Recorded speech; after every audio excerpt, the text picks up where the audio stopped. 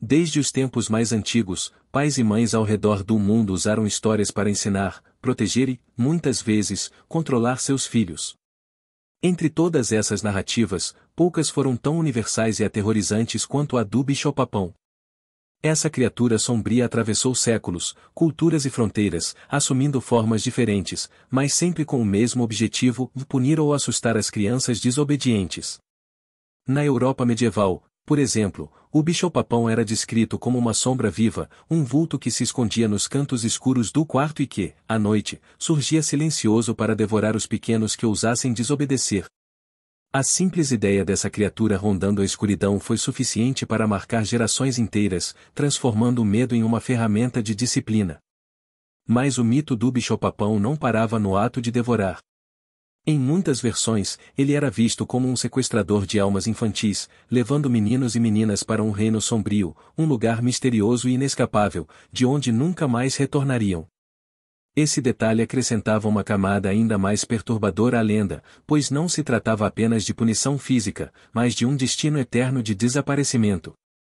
As histórias contadas nas vilas medievais faziam as crianças tremerem ao ouvir qualquer barulho no escuro, acreditando que o monstro espreitava, aguardando apenas um deslize de comportamento para arrastá-las para longe de casa e da segurança dos pais.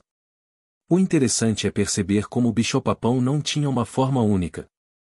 Em algumas regiões, era um ser enorme, com garras e dentes afiados, e em outras, era invisível, apenas uma presença assustadora que se fazia sentir nos corredores e nos armários durante a noite. Essa ausência de forma definida tornava o mito ainda mais poderoso, pois o medo era construído na imaginação da própria criança. Onde havia trevas, lá poderia estar o bicho-papão. Esse caráter simbólico fazia dele um reflexo do medo do desconhecido, das sombras e daquilo que não se pode ver claramente, mas que todos acreditam estar presente. Com o tempo, o bicho-papão deixou de ser apenas uma figura do folclore europeu e se espalhou pelo mundo, assumindo nomes e representações diferentes em várias culturas. No Brasil, por exemplo, a ideia do bicho-papão também foi utilizada como uma forma de educar os pequenos, reforçando o medo do escuro e a obediência aos pais.